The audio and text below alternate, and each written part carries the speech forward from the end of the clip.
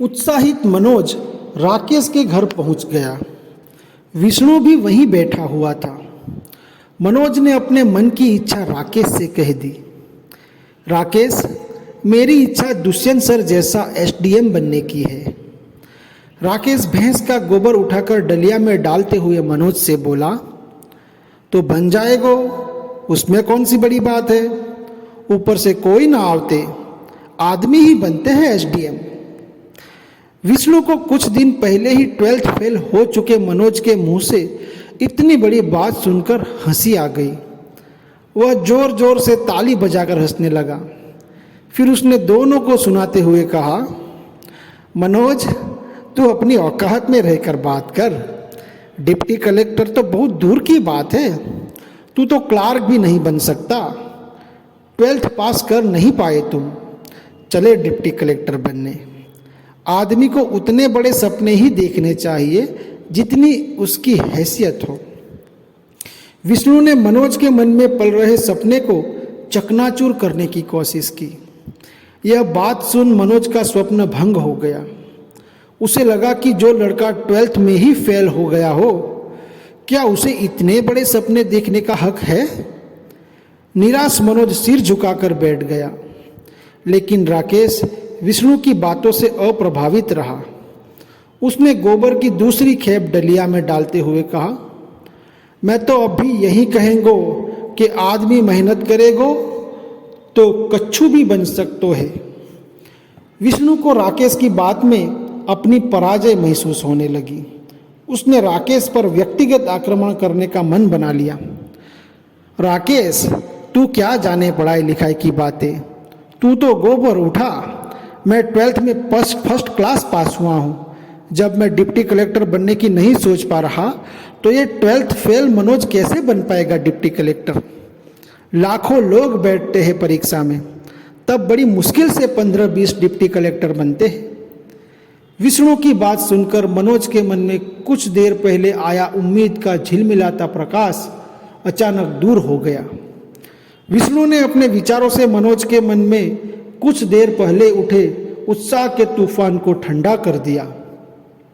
मैं तो अनपढ़ गवार हूँ, मोय तो जो समझ आतो है बोल देता हूँ, तू बुरो न मान। विष्णु, राकेश ने पराजय स्वीकार करने के भाव से कहा। अपनी विजय से प्रसन्न विष्णु ने मनोज को सलाह दी। देख मनोज, तू इस जन्म में तो 12th पास कर न पावेगो, इसलिए मैं तुझे सही सलाह देता हूँ। अपने गांव में नाश्ते की अच्छी दुकान नहीं है। समोसे, मंगोड़े और जलेबी की बहुत डिमांड है। गांव में टेम्पो चलाने से अच्छा काम है मंगोड़े बनाना। कुछ दिन जौरा के बाबूलाल मंगोड़े वाले के यहाँ ट्रेनिंग ले, फिर गांव में ही अपनी दुकान खोल लेना। राकेश की भैंस खेत में चारा खाने गई थी। भरपेट चारा खाने के बाद वह गर्दन हिलाते हुए घर वापस आ गई। भैंस के पीछे पीछे उसका बच्चा भी उछलता हुआ आ गया। राकेश ने विष्णु के उतावलेपन के काम करने के उद्देश्य से कहा, विष्णु, तू परेशान ना हो, सब ठीक हो जाएगा। तू एक काम कर, रूपा को खूंटा से बांध दे, तब तक मैं इसके बच्चे को पानी पिलाई देता हूँ। अपनी विजय से प्रसन्न विष्णु भैंस को खूंटे से बांधने लगा। भैंस ने राकेश के स्थान पर अपरिचित विष्णु को देखा तो बिगड़ गई। उसने अपनी गर्दन हिलाई और विष्णु को सींग मारने के लिए झपटी। विष्णु इस अप्रत्याशित आक्रमण से संभल नहीं पाया और पीठ के बल गिर पड़ा। राकेश और मनोज को भी इस तरह की दुर्घटना की आशंका नहीं थी, पर जब उन्होंने देखा कि विष्णु जमीन पर चित्त पड़ा है तो दोनों ने लपक कर उसे उठा लिया। विष्णु की सांसें तेज चलने लगी। होश में आते ही उसने पूरी घटना का जिम्मेदार राकेश को घोषित कर दिया और उसे खरी खोटी सुनाने लगा। राकेश ने मंद मंद मुस्कुराते हुए अपनी सफाई दी। शुरू में 2-3 बार तो मुझे भी पटक दिया था रूपा ने, पर धीरे धीरे पहचानने लगी। अब तो इतनी होशियार हो गई है कि खेत से चारा खाके इतनी दूर अकेले घर आ जाती है। इतना कहकर राकेश भैंस की गर्दन पर हाथ फेरता रहा। भैंस काफ़ी देर तक राकेश का प्यार स्पर्श महसूस कर अपनी गर्दन हिलाती रही। विष्णु जे भैंस भी लगातार अभ्यास से अपने घर पहुंचने को रास्ता पहचानना सीख गई। जानवर भी लगातार एक ही काम करते करते सीख जाते हैं। हम तो फिर भी आदमी हैं। आदमी के लिए कुछ भी काम कठिन ना है। करत करत अभ्यास से जड़मति होत सुजान, रसरी आवत जात से सिल पर होत निशान। राकेश ने एक आक्रामक विराम के बाद अपने मन में बहुत देर से रुकी हुई बात बचपन में पढ़े दोहे के माध्यम से कही। विष्णु को उम्मीद नहीं थी कि अनपढ़ राकेश भैंस के उदाहरण से पढ़ाई और सफलता के सिद्धांत की बात समझाएगा। मनोज के मन में छाई घोर निराशा के बीच एक बार फिर उम्मीद की किरण फूट पड़ी। वह घर चला गया। रात भर वह छत पर लेटा सुदूर सपनों में खोया रहा। चैप्टर 9। जून, गर्मी और उसमें भी उमस से भरे दिन। मनोज एक हाथ में थैला लटकाए रिश्ते के एक चाचा मूलचंद के साथ ग्वालियर की सड़क पर चला जा रहा है। दोपहर की चिलचिलाती धूप में वह पसीने से तरबतर हो गया है, लेकिन उसका मन आशा से भरा है। मूलचंद चाचा अपने साले त्रिलोकी के कमरे पर पहुंच गए। चाचा ने त्रिलोकी से कहा, त्रिलोकी, मनोज MLB कॉलेज से BA करेगा, तुम इसका एडमिशन करवा देना। त्रिलोकी MLB कॉलेज में BA सेकंड ईयर का स्टूडेंट था। उसने आश्वासन दिया, जीजाजी आप चिंता मत करो, मनोज को मैं अपने साथ ही रख लूँगा और इसका एडमिशन भी करा दूंगा।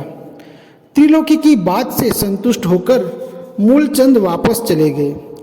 गणित से 12th में फेल होने के बाद मनोज ने दोबारा 12th की परीक्षा इतिहास, हिंदी, साहित्य, राजनीति शास्त्र विषय लेकर 55% से पास कर ली थी। अंग्रेजी में पासिंग मार्क्स आ गए थे। ग्वालियर आते समय माँ ने उसे 2000 रुपये दे दिए थे। पिता पिछले 1 साल में केवल एक बार गांव आए थे। टेम्पो कोर्ट के आदेश के इंतजार में अभी भी थाने के बाहर पड़ा हुआ था। मनोज का एडमिशन MLB कॉलेज में हो गया। कॉलेज अचलेश्वर मंदिर के पास अंग्रेजों के जमाने की एक भव्य बिल्डिंग में स्थित था। त्रिलोकी ने बताया कि अटल बिहारी वाजपेयी भी इस कॉलेज के छात्र रहे हैं। मनोज इतने बड़े और प्रसिद्ध कॉलेज में पढ़ने के कारण अपने आप को खुशनसीब मान रहा था। त्रिलोकी का कमरा ललितपुर कॉलोनी में शंकर चौक के पास था, जहां से कॉलेज नज़दीक ही था। मनोज त्रिलोकी के कमरे पर ही रहने लगा। कॉलेज में पढ़ाई गई का अच्छा माहौल था। शुरू में सब विद्यार्थी एक दूसरे से अपरिचित थे, लेकिन धीरे धीरे चेहरे जाने पहचाने लगने लगे। मनोज ने देखा कि कॉलेज में 2 तरह के लड़के हैं। एक वे जो आसपास के गांव से आए हैं, विकास भदौरिया, रविकांत द्विवेदी इसी वर्ग के छात्र थे। दूसरा वर्ग उन लड़कों का था जो ग्वालियर के ही रहने वाले थे। आर्थिक रूप से यह लड़के गांव के लड़कों से अधिक समृद्ध थे। ये लड़के स्कूटर या हीरो पुक से कॉलेज आते थे। अमित, दीक्षित और मनीष इस वर्ग के छात्र थे। इन छात्रों की एक खासियत और थी, ये सभी छात्र पहले गणित और बायोलॉजी के छात्र थे। पीईटी और पीएमटी में असफल होकर बीए के मैदान में आ कूदे थे। आज क्लास खाली थी। पेड़ के नीचे चबूतरे पर इन दोनों ग्रुप के लड़कों का जमावड़ा लगा हुआ था। सभी का परिचय आपस में हो चुका था, पर आज लड़कों के इतिहास पर चर्चा चल निकली। किसी ने पूछा तो शहरी लड़के मनीष ने जवाब दिया, 12th में मेरा बायोलॉजी सब्जेक्ट था, 70% आए थे मेरे, पर मेडिकल एंट्रेंस में नहीं हुआ, इसलिए बीए करने लगा। मैं अब पीएससी की तैयारी करूंगा। विकास भदौरिया ने अपने कैरियर की अलग प्लानिंग की थी। उसने अपने घुंघराले बालों पर हाथ फेरते हुए कहा, मेरा सपना है टीवी पर रिपोर्टिंग करना। देश दुनिया की बड़ी खबरों को कवर करने वाला रिपोर्टर बनना चाहता हूं मैं। एक दिन तुम लोग मुझे जरूर टीवी पर देखोगे। भदौरिया की बात सुनकर मनोज ने उसे उत्साहित करते हुए कहा, तुम जरूर बनोगे, मेरी शुभकामनाएं तुम्हारे साथ हैं। मनोज की शुभकामनाएं सुनकर भदौरिया ने उत्साहित होते हुए कहा, धन्यवाद। मनोज भाई। रविकांत द्विवेदी इंग्लिश लिटरेचर का विद्यार्थी था। वह लेक्चरर बनना चाहता था। अब मनोज की बारी थी। उसने सोचा कि यहाँ तो सभी लड़के होशियार हैं, अधिकतर तो 12th में फर्स्ट क्लास रहे हैं। एक तो वह गांव से आया है, वैसे ही उसे ये शहरी लड़के सीरियसली नहीं ले रहे होंगे। यदि वह यह बता दे कि 12th में आर्ट में उसके 55% थे और उसने पहले एक बार गणित में वह फेल हो चुका है, तो इतने होशियार लड़कों के ग्रुप में उसे खड़ा भी नहीं होने दिया जाएगा। अच्छे लड़कों का साथ ही उसकी तरक्की का रास्ता बनाएगा, ऐसा वह जानता था। इसलिए उसने अपने दोस्तों से कहा, 12th मैंने भी गणित से किया है, पर परसेंट थोड़े कम रह गए थे, 65% आए थे। मनोज की हिम्मत 70% तक नहीं पहुंच पाई। उसने 65% से संतोष किया और महसूस किया कि वह इस ग्रुप के नज़दीक आ गया है। वह जानता था कि यहाँ कोई किसी की मार्कशीट नहीं देखेगा, इसलिए झूठ बोलने के बाद भी पोल खुलने का कोई खतरा नहीं है। एक शहरी लड़के अमित दीक्षित ने तो जैसे धमाका कर दिया। उसने सभी को संबोधित करते हुए कहा, पीएससी का स्तर मेरे लायक नहीं है, मैं तो आईपीएस बनूंगा। मेरी पर्सनैलिटी पर तो पुलिस की वर्दी ही सूट करती है। रोमांच चाहता हूं मैं लाइफ में। सब लड़के आश्चर्य से अमित का चेहरा देखने लगे। वहां खड़े लड़कों को अमित में भी भविष्य का वर्दी पहने पुलिस कप्तान नजर आने लगा। मनोज अमित की बात सुनकर बहुत प्रभावित हुआ। तभी किसी की भारी आवाज लड़कों को सुनाई दी, आप लोग क्लास के वक्त यहाँ बातें क्यों कर रहे हैं? सामने कॉलेज के प्रिंसिपल गोविंद प्रसाद शर्मा खड़े हुए थे। उनके शब्द कोमल किंतु भारी थे। जब कोई लड़का अपनी जगह से हिला डुला नहीं और किसी के मुंह से डर के मारे कोई आवाज नहीं निकली, तो भदौरिया ने हिम्मत की। सर, आज पॉलिटिकल साइंस के सर छुट्टी पर है, इसलिए उनका पीरियड खाली है। प्रिंसिपल सर जानते थे कि लड़के यदि इस तरह खुले मैदान में पेड़ के नीचे चर्चा करते रहेंगे तो कॉलेज में जो क्लास चल रही है उनको व्यवधान होगा तथा इन लड़कों को भी फ्री समय में गप्पे लगाने का शौक लग जाएगा। इसलिए प्रिंसिपल सर इस आदत को ही विकसित नहीं होने देना चाहते थे। उन्होंने कहा, आप लोग क्लासरूम में चलिए, मैं आता हूँ। क्लास में पहुंचकर मनोज ग्रुप के सबसे स्मार्ट और सबसे महत्वाकांक्षी लड़के अमित के साथ बैठ गया। उसकी इच्छा अमित से दोस्ती करने की होने लगी, लेकिन अमित ने गांव से आए दुबले पतले मनोज से मित्रता करने में ज़्यादा रुचि नहीं दिखाई।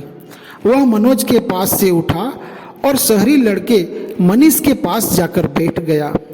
मनोज उसके इस व्यवहार से मन महसूस कर रहा था।